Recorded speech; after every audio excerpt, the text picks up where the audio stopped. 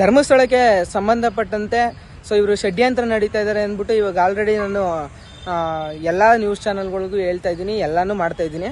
ಅದ್ರಿಗೆ ಸಂಬಂಧಪಟ್ಟಂತೆ ನಾನು ಈಗಾಗಲೇ ಏನಪ್ಪ ಅಂತಂದರೆ ಚಂದನ್ ಗೌಡ್ರು ಅಂದರೆ 5 months ಬ್ಯಾಕು ಚಂದನ್ ಗೌಡ್ರು ನನಗೆ ಬಟ್ಟೆ ಅಂಗಡಿಗೆ ಇನ್ವೈಟ್ ಮಾಡ್ತಾರೆ. ಸೊ ಅದೇ ಬಟ್ಟೆ ಅಂಗಡಿಗೆ ಈ ಅಭಿ ಅನ್ನೋನು ಏನು ಯುನೈಟೆಡ್ ಮೀಡಿಯಾ ಅಭಿ ಇದ್ದಾನೆ, ಆ ಅಭಿ ಕ್ಯಾಮ್ರಾಮ್ಯಾನ್ ಆಗಿ ಬಂದಿರ್ತಾನೆ. ಕ್ಯಾಮ್ರಾಮ್ಯಾನ್ ಆಗಿ ಬಂದಂತಹ ಸಂದರ್ಭದಲ್ಲಿ ನಾನು ಅಲ್ಲಿಗೆ ಹೋಗಿರ್ತೀನಿ. ಆವಾಗ ಅಭಿ ಕೇಳ್ತಾನೆ, ಅಭಿ ಎಲ್ಲ ಮುಗಿಯುತ್ತೆ, ನಾನು ಒಂದು 2 hours ಕೂತ್ಕೊಂಡು ಮಾತಾಡ್ತೀವಿ. ಬೇಕಾದರೆ ಅದ್ರ ಫುಟೇಜು ಇದರಲ್ಲಿದೆ, ಜ್ಯೂಸ್ ಅಂಗಡಿಲಿ, ಪಕ್ಕದ ಜ್ಯೂಸ್ ಅಂಗಡಿಲಿದೆ, ಬೇಕಾದರೆ ತಗೋಬೋದು. ಆ ಫುಟೇಜಲ್ಲಿ ನಾನು ಅಭಿ 2 hours ಕೂತ್ಕೊಂಡು ಮಾತಾಡಿ ನಾನು ಕೇಳ್ತೀನಿ ಅಭಿ ಅವ್ರಿಗೆ, ಏನು ಬ್ರೋ ಇಷ್ಟೊಂದು ವೈರಲ್ ಆಗೋಯ್ತಲ್ಲ, ಸಮೀರ್ನ ಫ್ರೆಶ್ ವಿಡಿಯೋ ಟೈಮ್ ಅದು, ಸಮೀರ್ ಬಿಟ್ಟು 1 ತಿಂಗಳಾಗಿತ್ತು ಅಷ್ಟೇ, ಫ್ರೆಶ್ ವಿಡಿಯೋ ಟೈಮಲ್ಲಿ ಏನು ಬ್ರೋ ಇಷ್ಟೊಂದು ವೈರಲ್ ಆಗೋಯ್ತಲ್ಲ ಅಂತ ನಾನು ಕೇಳ್ತೀನಿ. ಆವಾಗ ಇದೇ ಅಭಿಯವರು ಸ್ಪೆಸಿಫೈ ಆಗಿ ಮೆನ್ಷನ್ ಮಾಡಿ ಹೇಳಿದ್ದಾರೆ. ಸೊ ನನಗೆ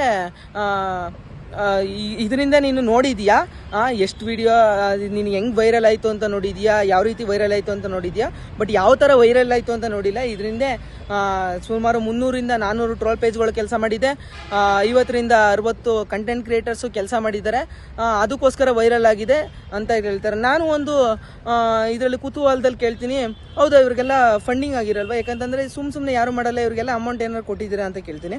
ಅವನೇ ಹೇಳ್ತಾನೆ, ಹೌದು ನಾವು ಕೊಟ್ಟಿದ್ದೀವಿ ಅಂತ. ಹೌದು, ಯಾರು ಕೊಟ್ಟಿರ್ತಾರೆ, ಯಾಕಂತಂದರೆ ಫಂಡ್ ಅಂತಂದರೆ ಸುಮ್ಮನೆ ಅಲ್ಲ, ಸಾವಿರಾರು ರೂಪಾಯಿ ಲಕ್ಷಾಂತರ ರೂಪಾಯಿ ಮಾಡೋದು. ಯಾರು ಕೊಟ್ಟಿರ್ತಾರೆ ಅಂತ ನಾನು ಕೇಳಿದಾಗ ಇದೇ ಅಭಿ ಅವರು ಹೇಳಿದ್ದಾರೆ ನನಗೆ, ಅವರ ಬಾಸ್ ಅಂತಂದರೆ ಅವನೇ ಹೇಳಿದ್ದಾನೆ, ಅವರ ಬಾಸ್ ಅಂತ ಗಿರೀಶ್ ಮಟ್ಟಣ್ಣನವರ್ ಮಹೇಶ್ ತಿಮ್ರೋಡಿ ಅವರು ಇದಕ್ಕೆಲ್ಲ ಫಂಡ್ ಮಾಡೋದು ಅಂತ ಹೇಳಿದ್ದಾನೆ. ನೀನು ಬಾ, ನಿನಗೆ ಟ್ರಾನ್ಸ್ಪೋರ್ಟ್ ವ್ಯವಸ್ಥೆ ಆಗಿರ್ಬೋದು, ಮತ್ತು ಇದ್ರ ವ್ಯವಸ್ಥೆ ಏನಪ್ಪ ಅಂತಂದರೆ ಉಳ್ಕೊಳ್ಳೋದಕ್ಕೆ ವ್ಯವಸ್ಥೆ ಆಗಿರ್ಬೋದು, ಇದನ್ನೆಲ್ಲ ನಾವು ಮಾಡ್ತೀವಿ.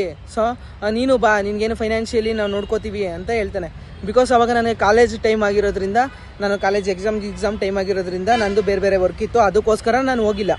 ಆಮೇಲೆ ಇದೇ ಅಭಿ ನಾನು ಕೇಳ್ತೀನಿ, ಹೌದಾ ಇಷ್ಟೊಂದೆಲ್ಲ ನಡೀತಾ, ಇದಕ್ಕೆಲ್ಲ ಫಂಡಿಂಗ್ ಎಲ್ಲಿಂದ ಬರುತ್ತೆ ಅಂತಂದ ಮತ್ತೆ ಕೇಳಿದೆ. ಅದಕ್ಕೆ ಅಭಿ ಹೇಳಿದೆ, ಇದಕ್ಕೆಲ್ಲ ಗಿರೀಶ್ ಮಿಟ್ಟಣ್ಣನವರು ಮಹೇಶ್ ತಿಮ್ರೋಡಿ ಅವರು ಇದಕ್ಕೆಲ್ಲ ಫಂಡ್ ಮಾಡ್ತಾ ಇರೋದು ಅಂತ ಅವನೇ ಹೇಳ್ತಾನೆ.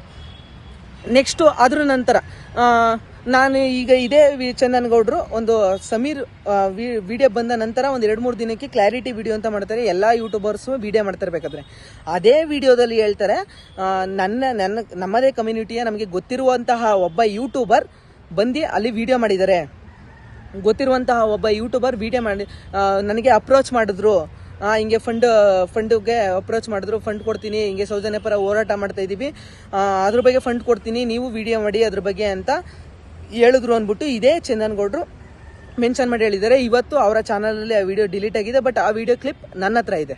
ಅವ್ರು ಹೇಳ್ತಾರೆ, ಮತ್ತೆ ಆ ಯೂಟ್ಯೂಬರ್ ಯಾರು ಅಂದ್ಕೊಂಡಿದ್ರಿ, ಆ ಯೂಟ್ಯೂಬರ್ ಆ ಹುಡುಗ ಅವತ್ತು ಚಂದನ್ ಗೌಡ್ರಿಗೆ ಅಪ್ರೋಚ್ ಮಾಡಿದಂತಹ, ಅವ್ರು ಏನೂ ಮಾಡಿಲ್ಲ, ಅವ್ರು ಫಂಡ್ ತಗೊಂಡಿಲ್ಲ ಅಂತಂದರೆ ಯಾಕೆ ಅವರು ಯೂಟ್ಯೂಬಲ್ಲಿ ಇರುವಂತಹ ವಿಡಿಯೋನ ಡಿಲೀಟ್ ಮಾಡಬೇಕು? ಡೀಲ್ ಆದಮೇಲೆ ತಾನೇ ಆ ವಿಡಿಯೋನ ಡಿಲೀಟ್ ಮಾಡಿರೋದು.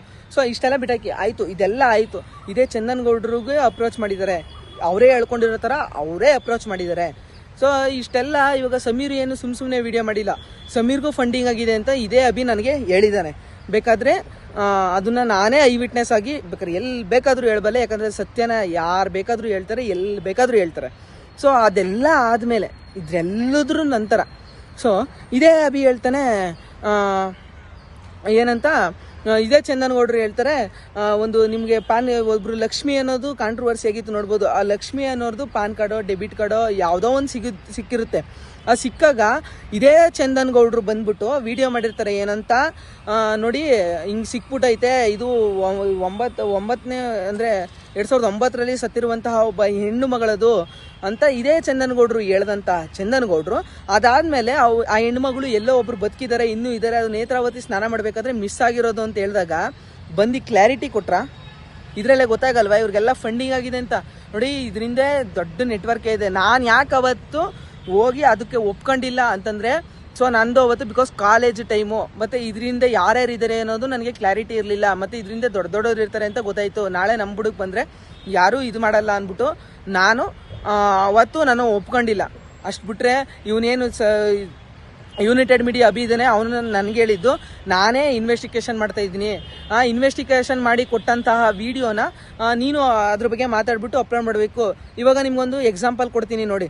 ಇವೇ ಏನಪ್ಪ ಯುನೈಟೆಡ್ ಮೀಡಿಯಾ ಅಭಿ ಮತ್ತೆ ಜಯಂತ್ ಟಿ ಅವರು ಹೋಗ್ಬಿಟ್ಟು ಬುರುಡೆ ಹುಡ್ಕೋಕ್ಕೋಸ್ಕರ ಕಾಡೊಳಕ್ಕೆ ಹೋಗಿರ್ತಾರೆ. ಆ ಕಾಡೊಳಕ್ಕೆ ಹೋಗಿದ್ದಂತಹ ಇನ್ಫಾರ್ಮೇಶನ್ ಕುಡ್ಲಾರಾಮ್ ಪೇಜ್ ಅವರು ಕೊಟ್ಟಿರ್ತಾರೆ. ಅದೇ ಥರ ನನಗೂ ಅಪ್ರೋಚ್ ಮಾಡಿದ್ದು. ಬಿಕಾಸ್ ನನಗೆ ಇದೆಲ್ಲ ಷಡ್ಯಂತ್ರ ಅಂತ ಗೊತ್ತಾದ ಮೇಲೆ ನಾನು ನನ್ನ ಚಾನಲ್ಗಳಲ್ಲಿ ಕ್ವಶನ್ ಕೇಳಕ್ಕೆ ಶುರು ಮಾಡಿದೆ. ಇಷ್ಟೇ ಆಗಿದ್ದಲ್ಲಿ. ಯಾಕಂತಂದರೆ ಅವನು ನನಗೆ ಅಪ್ರೋಚ್ ಮಾಡಿದ್ದಾನೆ, ನಿನಗೆ ಅಮೌಂಟ್ ಕೊಡ್ತೀನಿ, ಅದೇನು ಕೊಡ್ತೀನಿ, ಬಂದು ಮಾತಾಡು ಅಂತ.